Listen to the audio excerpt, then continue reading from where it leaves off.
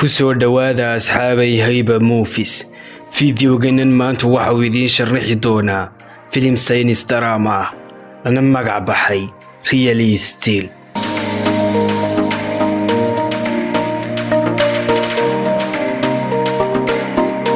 filimku waxa uu ka sheekeynayaa waqti ay dadku iska joojiyeen ciyaaraha feertanka maxaa yeelay waxa ay doonayaan wax ka xalad badan kana xamaasadaysan. sidaa daraadeed halkii bani aadamka waxa lagu bedelay robotyo feertamaya. hase ahaatee kale waa Jerry, waa feeryahan hore oo feerka ka fadhiistay oo deymo badan lagu leeyahay. sababtuna waa inuu feeryahanada lagu bedelay robotyada, taas oo keentay inuu shaqadiisi waayo. waxa ay carruurtani isku dayeen inay sawirro ka qaataan robotkiisa, isna ay siiyaan $5. waxa uu robotkiisu la dagaalami doonaa dibi. waxa uu heshiis la galay ninkan oo lagu magacaabo Ricky, kaas oo dul saartay sharad robotkiisa. waa inuu robotkiisu ka badiyaa dibiga. waxa bilaabmaya dagaalka. robotkuna waxa uu la dagaalamayaa dibiga si fiican ilaa uu Charlie waad guulaysatay, oo waxa uu isku shukaansaday gabadh qurux badan oo ka mid ahay taageerayaasha. dibigii oo cadhaysan ayaa robotkiisii jiidhay oo lugta ka jaray. intaa kagama uusan hadhin dibigii waxa uu sii waday burburinta robotkii. Charlie-na waxa uu isku dayay inuu ka cararo goobta ka hor inta aanu qabsan qofkii sharadka lahaa. waxa uu arkay laba nin. waxa uu maleeyay kuwii sharadka lahaa. waxa ay u sheegayaan in xaaskiisii hore ay dhimatay. welibana waa inuu hadda taga maxkamadda oo loogu hayo wiilkiisii magas. Charlie-na ma uusan danaynayn wiilkiisa. wiilku waxa uu joogay maxkamadda isaga iyo habaryartii iyo saygeeda Murphy. Charlie waxa uu sikadiisa u soo galay maxkamadda, laakiin waxa uu bedelayaa go'aankiisa oo waxa uu go'aansanayaa in uu dibadda u baxo si uu lacag Murphy u siiyo si uu mas'uuliyadda wiilkiisa u qaado inta uu ku maqan yahay Talyaaniga.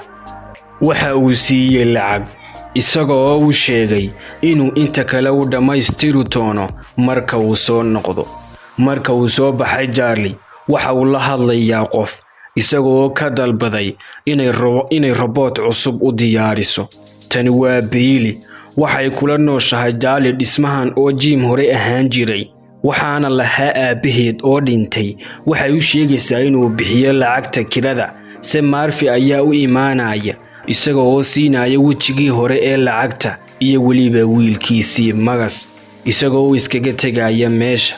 wiilku waxa uu sheegayaa inay u dhaantay inta uu soo raacay inuu raaco habaryartii. waxa soo kala dhexgelaysa Bailey una sheegaysa in loo keenay robotkii. waxa uu siinayaa lacag. wiilkuna waxa uu ku arkayaa lacagta, waxa uuna fahmayaa inuu aabihii iibiyey.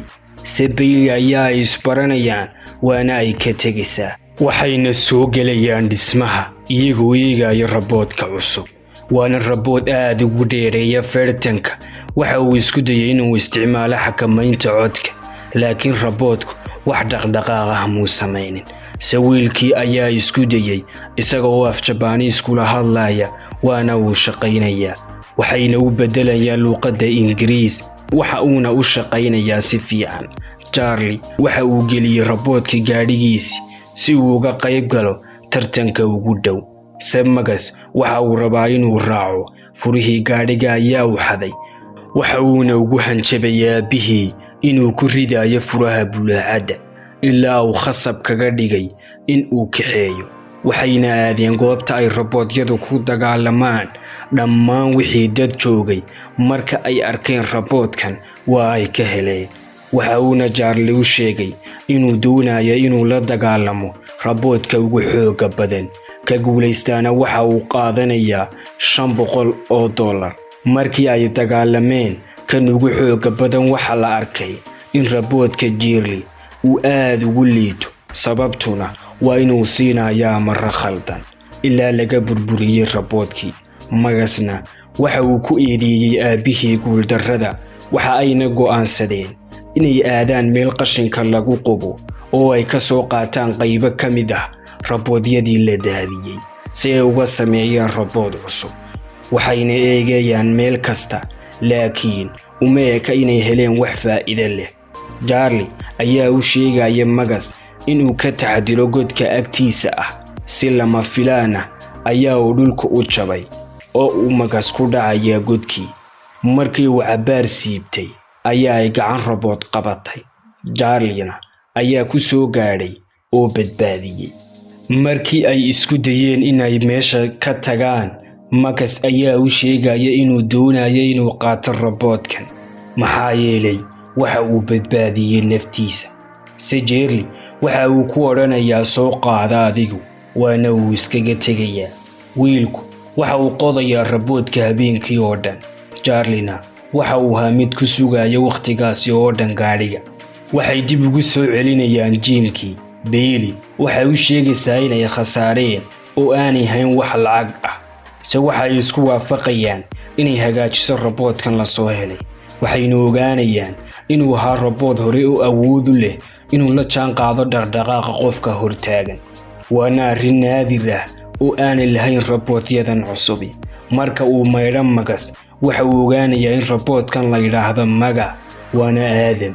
waxa uu aabihii u sheegayaa inuu raboodkani magac leeyahay iyo weliba in uu tababaro si uu dagaalka u galo. balse Charlie waa uu ka diidayaa. habeenkii marka ay seexdaan, Magas waxa uu bilaabayaa inuu tababaro iyagoo wada yaacaya. raboodku waxa uu burburinayaa waxa wadada yaala.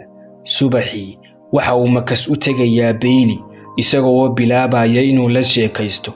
waxa uu weydiinayaa aabihii, waxayna u sheegaysaa inay taqaano muddo dheer oo uu ahaa feedhyahan caan ah. tababarihiisuna waxa uu ahaa aabihii, iyada oo siinaysa wargeys ka sheekaynaya ciyaarihiisa. habeenkii waxay aadeen garoon ay ciyaarta feerfeerku ka dhacayso. waxa feertamayaana waa raboodyo. waxa ugu xoog badan rabood la yidhaahdo Zeus. Charlie waxa uu meesha kula kulmayaa nin lagu magacaabo Feen. waxa uu ka rabay inuu lacag ka daynsado, balse waa uu ka diidayaa. waxayna iskaga soo baxayaan garoonka. Magasna waxa uu la dhacsan yahay dagaalka raboodyada. waxa uuna aabihii ka dalbaday inuu tababaro raboodka. aabihii waxa uu sheegayaa inuu subaxa tababarayo. subaxii Charlie marka uu soo kaco waxa uu arkayaa Magas oo tababaraya Aadam. waxaanay aadayaan beerta xayawaanka. halkaas waxa uu Magas kula sharatamayaa nin $1,000 waa haddii uu raboodkiisu xamilo joogta haafka hore ee ciyaarta. raboodka la tartamaya ayaa markiiba ku bilaabaya dagaalka. Magasna khibrad la'aantiisa awgeed ayaa Aadam si isdaba joog ah ayaa loo garaacayaa. waxaanay ogaanayaan inuu xamilayo jugo fara badan, waxaana dhacaya haafkii ciyaarta. ninkii waxa uu sheegayaa haddii haafka kale uu xamilo in uu siin doono $2,000. waayna ka ogolaanayaan. markii ay bilaabantay ciyaartu, Magas waxa uu fahmayaa raboodka oo waxa uu ku dhufanayaa jug culus, taas oo keentay inuu si toos ah dhulka ugu dhaco. dadkii badnaa ee meesha joogay ayaa ku farxay guusha ay gaadheen. subaxii xigtay, Magas waxa uu bilaabayaa inuu tababaro Aadam ilaa uu siraato hees oo uu jaaso. raboodkuna waa uu ku dayanayaa. waxa uu imaanaya Charlie. Magasna waxa uu sheegayaa inuu horumariyay raboodka. waxa uu ku oranayaa waxaan u sameeyay qalabka codka lagu maamuli karo, isagoo ka dalbanaya inuu ku maamulo raboodka. Charlie waxa uu sheegayaa inuu jaaso marka uu soo galo garoonka. maalinkii xigtay, Charlie ayaa bilaabaya inuu tababaro Aadam. maalinkii dambe waxa ay soo galeen ciyaaraha feerfeertanka, iyagoo u bediyay ciyaaro fara badan kuwaasi oo ay ku guulaysteen. arrinkaasi ayaana ka dhigay caan oo xitaa TV-yadii ayaa ka hadlaya. waxayna go'aansadeen inay ka qayb galaan tartanka feerka ee caalamiga. marka ay tageen ee ay doonayeen inay isu soo diiwaangeliyaan, waxay meesha kula kulmeen haweenaydii lahayd raboodka ugu awoodda badan ee ciyaaraha ee lagu magacaabo Zeus. waxay doonaysay inay ka iibsato raboodkooda. Magas ayaa ku gacan saydhaya. Charlie waxa uu doonayaa inuu wiilkiisa ku qanciyo inuu raboodkan iska iibino. Marcusna waa uu ka diidayaa. Marka uu soo galo garoonka, waxa uu ku soo gelayaa qaab aan hore loo arag. Dadkuna waa ay ku faraxsan yihiin, waxaana bilaabmaya feerka. Si raboodka ka soo horjeeda waa uu ka awood badan yahay ilaa uu Charlie ogaaday gol jilicdiisa, kaas oo ciyaarta dhankiisa u soo wareejisay ilaa uu markii dambe ku guulaystay. Marka ay ka guulaysteen raboodka, Marcus waxa uu dadka u sheegayaa inuu doonayo inuu la dagaalamo raboodka ugu xooga badan. Marka ay labadooduba dhismaha ka soo baxeen, waxay la kulmeen dad dayn hore ku lahaa oo doonaya inay lacagta ka qaadaan. Charliena waxa uu isku dayay inuu la dagaalamo, balse waa ay garaaceen. Sidoo kale waxa ay ka qaateen dhammaan lacagtii ay ku soo guulaysteen.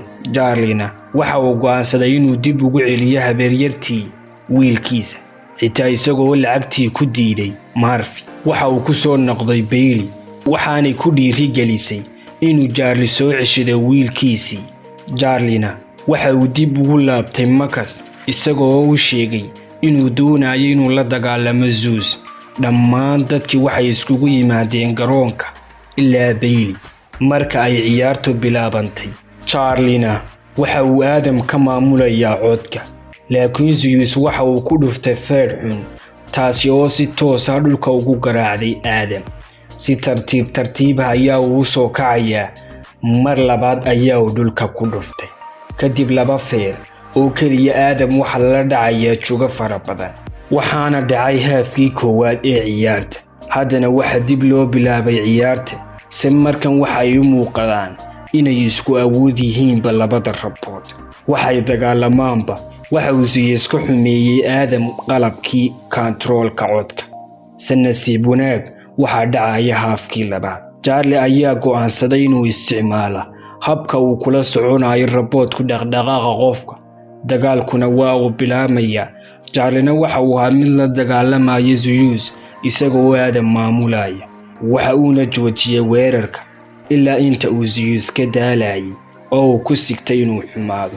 Si mar kaliya ayaa uu Adam bilaabay weerar aan kala go' lahayn ilaa uu ku dhawaaday in uu Zeus xumaadaba. Waxa si kadis ah loogu dhawaaqayaa inay dhammaatay ciyaartu. Garsoorayaashuna waxay siinayaan guusha Zeus. Laakiin dhammaan dadkii meesha joogay waxay isku raacsan yihiin in kan guulaystay uu yahay Adam. Warjaalayaal, haddii aad nagu cusub tihiin channelka subscribe dhaha si ay idiin soo gaadhaan muuqaalada kale ee daawaha soo saara.